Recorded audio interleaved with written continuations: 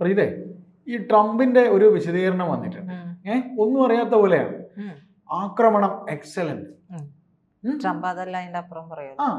അപ്പൊ ഇത് എല്ലാം നേരത്തെ അറിഞ്ഞതുപോലെ നമ്മളിപ്പോ ചില കാര്യങ്ങൾ നടക്കുമ്പോഴേ നമുക്കൊരു സൂചന കിട്ടിക്കഴിഞ്ഞാൽ അത് ഇപ്പൊ അവിടെ അടി കിട്ടുക അല്ലെങ്കിൽ അടിക്കും എന്നുണ്ടെങ്കിൽ നമ്മുടെ ആ ഒരു പ്രകടനം അറിഞ്ഞു വെച്ചുള്ളതാവുമ്പോൾ അത് എത്ര അഭിനയിച്ചാലും പാഴായിപ്പോകും.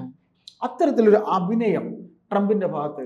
അതായത് ട്രംപ് ആദ്യം പറഞ്ഞു, ഞങ്ങൾ ഇതൊക്കെ സംസാരിച്ചിരുന്നതാണ്, നിങ്ങൾ ഈ പറയുന്ന ആണവ സമ്പുഷ്ടീകരണം, യുറേനിയം സമ്പുഷ്ടീകരണം ഒക്കെ നിർത്തണം എന്ന് പറഞ്ഞതാണ്, ചർച്ചകളൊക്കെ നമ്മൾ നടത്താമെന്ന് പറഞ്ഞ് നമ്മൾ നടത്തിക്കൊണ്ടിരുന്നു, നിങ്ങൾ അത് സമ്മതിച്ചില്ല എന്നാണ് ഇറാനോട് പറയുന്നത്. അപ്പൊ ഇസ്രായേൽ ആക്രമിച്ചേക്കുമെന്ന് ഞാൻ നിങ്ങളോട് പറഞ്ഞു, അതിൽ കൂടുതലൊന്നും നമുക്കറിയാൻ പാടില്ല എന്നുള്ളതാണ് ഇറാൻ ഒരു മുൻകൂട്ടി ഒരു ധാരണ കൊടുത്തിരുന്നു, ഒരു സൂചന കൊടുത്തിട്ടുണ്ട്. അമേരിക്ക ഒരു സൂചന കൊടുത്തിരുന്നു, ഇത് ഇങ്ങനെ ചർച്ചകൾ പരാജയമാണെങ്കിൽ ഇസ്രായേൽ ആക്രമിക്കാനുള്ള സാധ്യതയുണ്ട് എന്ന് പറഞ്ഞിരുന്നു. പക്ഷെ അതിന്റെ കൂടുതൽ വിവരങ്ങളൊന്നും തന്നെ അറിയില്ല എന്നുള്ള രീതിയിൽ കൈമലർത്തുകയാണ് ട്രംപ് ചെയ്തിട്ടുള്ളത് എന്നുള്ളതാണ് നമുക്ക് കിട്ടുന്ന വിവരമൊക്കെ.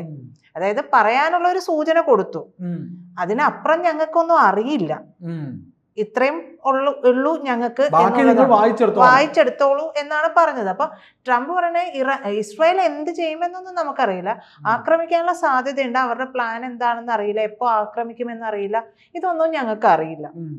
നല്ല പിള്ള പറഞ്ഞു. അപ്പോ പക്ഷേ ഇപ്പൊ ഒരു ഇസ്രായേലി ഉദ്യോഗസ്ഥൻ ഒരു വെളിപ്പെടുത്തൽ വന്നിട്ടുണ്ട്. ഇത് ഇസ്രായേലി ടൈംസിൽ തന്നെ വന്നിട്ടുള്ള ഒരു വെളിപ്പെടുത്തലാണ്. അവർ പറയുന്നത് 40 മിനിറ്റ് ഇത് നടക്കുന്നത്, അതായത് പ്രധാനമന്ത്രി ബെഞ്ചമിൻ നെതന്യാഹു തിങ്കളാഴ്ച ആക്രമണം നടത്താൻ തീരുമാനിച്ചത് മുതൽ, അത് മുതൽ US പ്രസിഡന്റ് ഡൊണാൾഡ് ട്രംപ് ഈ തന്ത്രത്തിൽ സജീവമായിട്ട് പങ്കാളിയാണ് എന്നാണ് പറയുന്നത്. സജീവമായിട്ട് തന്നെ പങ്കാളിയായിരുന്നു. സൈനിക നടപടിയെ കുറിച്ചൊക്കെ ട്രംപിന് അറിയാമായിരുന്നു. നെതന്യാഹുവും ട്രംപും തമ്മിൽ 40 മിനിറ്റ് സമയം സംസാരിച്ചിരുന്നു എന്നാണ് പറയുന്നത്. 40 മിനിറ്റ് സമയം, അതായത് അതേ ദിവസം 40 മിനിറ്റ് സമയം സംസാരിച്ചു എന്ന് പറയുന്നു. അതെ, സ്വാഭാവികമായിട്ടും ഇതേക്കുറിച്ച് തന്നെ ആയിരിക്കുമല്ലോ ചോദിച്ചു വാങ്ങുന്ന പണി എന്നും പറയാൻ പറ്റില്ല. അവരുടെയും കൂടി ആവശ്യമാണ് ഇസ്രായേൽ ചെയ്യുന്നത്. പക്ഷെ ഇതിനകത്ത് എന്നറിയോ, അങ്ങനെ അവര് ചോദിച്ചു വാങ്ങിയില്ലെങ്കിൽ അവർക്ക് കിട്ടാനുള്ളതും കൂടെ ഈ പറയുന്ന പോലെ ഇസ്രായേലിന് അവർ കൊടുത്തോളും. ഇസ്രായേലിനെ കൊടുക്കും എന്ന് പറഞ്ഞാൽ ഇസ്രായേലിന്റെ തിരിച്ചടി ഏത് രീതിയിലായിരിക്കും എന്നൊന്നും പറയാൻ പറ്റില്ല. ഇസ്രായേലിന്റെ അവർക്ക് ഒരാളെ കൊല്ലണമെന്ന് വിചാരിച്ച, അല്ലെങ്കിൽ ഒരു കാര്യം ഇല്ലാതാക്കണം എന്ന് വിചാരിച്ചിട്ടുണ്ടെങ്കിൽ ഇസ്രായേൽ നേർക്ക് പോയിട്ടല്ല. കാരണം മൊസാദ് എന്ന് പറയുന്നത് ഇന്നും ലോകത്തെ ഭയപ്പെടുത്തുന്ന ഏറ്റവും വലിയ ചാരസംഘടനയാണ്. പലരെയും അവർ ഇല്ലാതെയാക്കിയിട്ടുണ്ട്. പക്ഷെ അതിന്റെ ഉത്തരവാദിത്തം ഇസ്രായേൽ ഏറ്റെടുത്തിട്ടില്ല. ഇസ്രായേൽ ഏറ്റെടുക്കുകയില്ല. ഇസ്രായേൽ എന്നല്ല, അത് ഒരു രാജ്യം അങ്ങനെ ചെയ്തിട്ട് അത് ഉത്തരവാദിത്തം ഏറ്റെടുക്കില്ല. അവരുടെ എതിരാളികളെ തീർക്കുകയും അതെ, അവരുടെ ഒരിക്കലും ധാർമ്മികതയുമല്ല. അതായത് അങ്ങനെ ഏറ്റെടുക്കാൻ പറ്റില്ല. അത് വേറെ രാജ്യാന്തര തലത്തിൽ വേറെ വിഷയങ്ങളിലേക്ക് പോകും. അതുകൊണ്ട് ഏറ്റെടുക്കാനുള്ള സാധ്യതയില്ല. അപ്പം എന്തായാലും ഈ സമയത്ത് ഈ 40 മിനിറ്റ് സംസാരിക്കുമ്പോൾ ഇറാന്റെ ആണവ കേന്ദ്രങ്ങൾക്ക് നേരെയുള്ള ആക്രമണം അജണ്ടയിൽ നിന്ന് നീക്കം ചെയ്യണമെന്ന് നെതന്യാഹുവിനോടൊക്കെ പറഞ്ഞു എന്നാണ് പറയുന്നത്. അതാണെന്നാണ് അവർ പറയുന്നത്, ഈ ഉദ്യോഗസ്ഥൻ പറയുന്നത്. അപ്പൊ ഈ ഇറാനുമായിട്ടുള്ള ആണവ ചർച്ച എന്താ പറയാ, പരാജയപ്പെട്ടു എന്ന് കൂടി പറയുകയും ചെയ്തിട്ടുണ്ട്.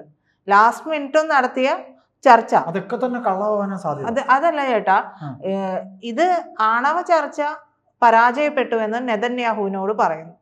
ഈ ചർച്ച പരാജയപ്പെടുകയാണെങ്കിൽ ഇറാന് നേരെ ഇസ്രായേൽ ആക്രമണം ഉണ്ടാകുമെന്നുള്ള മുന്നറിയിപ്പ് നേരത്തെ തന്നെ നെതന്യാഹുവും പറഞ്ഞിട്ടുണ്ട്. ഡയറക്റ്റ് പറഞ്ഞിട്ടുണ്ട്. അത് ട്രംപ് മുഖേനയല്ല, നെതന്യാഹു ആ ജൂതരാജ്യം അവരങ്ങനെ തന്നെയാണ് അവർ ചെയ്യുന്നത്. അവർ നേരത്തെ കൂട്ടി പറയുന്നു. അവര് ഇത് കാരണം അത് അവർക്ക് ഭീഷണിയുള്ള ഒരു കാര്യമാണ്. അതെ, ആണവ ഉൽപാദനം.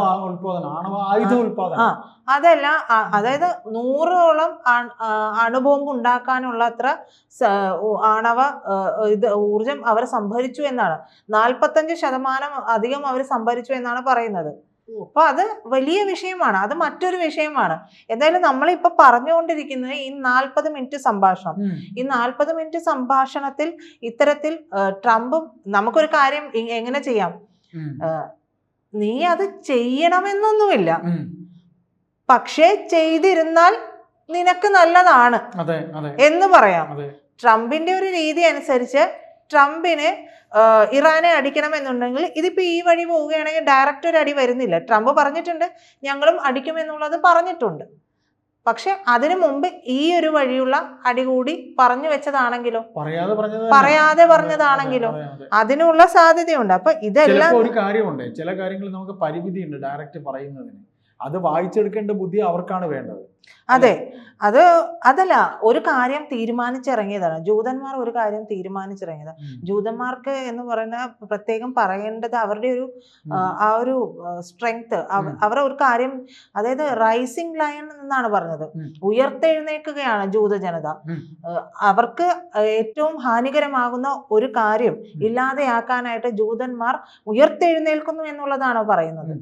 അത് തന്നെയാണ് ആ ഒരു പേര് കൊടുക്കാനും കാരണം. അപ്പൊ ഉയർത്തെഴുന്നേൽക്കുന്നു എന്ന് പറയും. ഇതുപോലെ തന്നെയായിരുന്നു അൽ-അക്സ ഫ്ലഡ് ഉണ്ടായപ്പോഴും ജൂതന്മാർ ഉയർത്തെണീറ്റതിന്റെ അവസാനം എന്ന് പറയുന്നത് പോലെയാണ്. ഹമാസിന്റെ ഒരൊറ്റ നേതാക്കൾ ഇപ്പൊ ഇല്ല, തലവെട്ടത്തില്ല.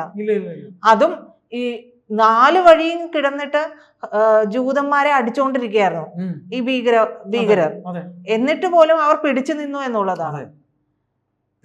അപ്പോ പിന്നെ ഇറാന്റെ നേരെ ഉള്ള വിഷയത്തിലും നമുക്ക് അതിലൊന്നും പ്രെഡിക്റ്റ് ചെയ്യാൻ പറ്റില്ല. ഇസ്രായേൽ എപ്പോ എവിടെ എന്ത് എങ്ങനെ ചെയ്യും എന്നുള്ളത് ഇതിപ്പോ ആരെങ്കിലും അറിഞ്ഞു? 8 മാസത്തോളം നീണ്ട ഒരു പദ്ധതിയാണ്. 8 മാസമായിട്ട് മൊസാദ് ഉള്ളിൽ കയറി അവിടെ ഒരു ഡ്രോൺ മേഖല, ഈ ആണവ പ്ലാന്റുകൾക്കിടയിൽ ഒരു ഡ്രോണുകൾ ഒളിപ്പിച്ചു വെച്ചു. ഇതെല്ലാം കഴിഞ്ഞിട്ടാണ് ഈ ആക്രമണം. അപ്പൊ അവരെത്രയോ വെൽ പ്ലാൻഡ് ആയിട്ട് ചെയ്തതാണ്. മൊസാദ് അതിന്റെ ഉള്ളിൽ കയറിയത്, ഇറാന്റെ ഉള്ളിൽ കയറിയത് ഇറാൻ പോലും അറിഞ്ഞില്ല. തീർച്ചയായിട്ടും. എന്നിട്ട് പിന്നെ ഇവരോട് പറഞ്ഞിട്ട് വല്ല കാര്യമൊന്നുമില്ല. അപ്പൊ ട്രംപും അറിയാതെയൊന്നുമല്ല, ട്രംപും അറിഞ്ഞു തന്നെയാണ്. ട്രംപ് അറിഞ്ഞാലും ട്രംപിന് ഡയറക്റ്റ് ആയിട്ട് അങ്ങനെ പറയാനും കഴിയില്ലല്ലോ. ട്രംപിന് നമ്മളിപ്പോ നേരത്തെ സംസാരിച്ച പോലെ തന്നെ ഇങ്ങനെ വളഞ്ഞു കിട്ടി കൊടുക്കാനേ പറ്റുള്ളൂ. അപ്പൊ എന്തായാലും അതിനു മുമ്പ് ഞായറാഴ്ച നടക്കാനിരിക്കുന്ന, അതും കൂടിയുണ്ട്, ഞായറാഴ്ച നടക്കാനിരുന്ന ടെഹ്റാനും വാഷിങ്ടണും തമ്മിലുള്ള അടുത്ത റൗണ്ട് ചർച്ചകൾക്ക് മുമ്പ് വളരെ തന്ത്രപ്രധാനമായിട്ടുള്ള കാര്യങ്ങൾ, അവരുടെ തന്ത്രപരമായിട്ടുള്ള കാര്യങ്ങൾ നോക്കുന്ന ഇത്തരത്തിലൊരു മന്ത്രി റോൺ ഡെർമറും മൊസാദ് മേധാവി ഡേവിഡ് ബാർണിയയും US പ്രത്യേക പ്രതിനിധി സ്റ്റീവ് വിറ്റ്കോഫുമായി ചർച്ചകൾ നടത്തുമെന്നുകൂടി പറഞ്ഞിട്ടുണ്ടായിരുന്നു. അപ്പൊ ഇതൊക്കെ എവിടെയാണ് കാണുന്നത്, എന്താണ് ചെയ്തത്, എന്തൊക്കെ സംസാരിച്ചു എന്നുള്ളതൊന്നും കൂടുതൽ വിവരങ്ങൾ പുറത്തു വന്നിട്ടില്ല.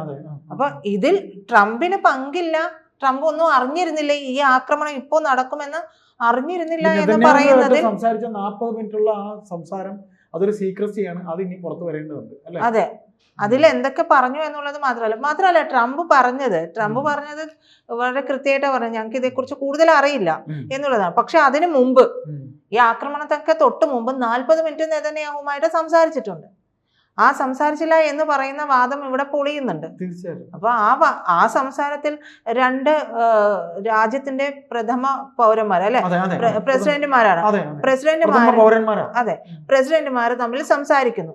അത് വളരെ തന്ത്രപ്രധാനമായിട്ടുള്ള കാര്യങ്ങളായിരുന്നു. അതും ഒരു ആക്രമണത്തിന് മുമ്പാണ്, അല്ലാതെ ഭക്ഷണം കഴിച്ചോ കുളിച്ചോ ജപിച്ചോ എന്നുള്ള ചോദ്യമൊന്നും അല്ല. അപ്പൊ അത് വളരെ തന്ത്രപ്രധാനമായിട്ടുള്ള കാര്യങ്ങളാണ്. ട്രംപിന് ഇത് അറിയാമായിരുന്നു, ഒരുപാട് അർത്ഥതലങ്ങളുമുണ്ട്.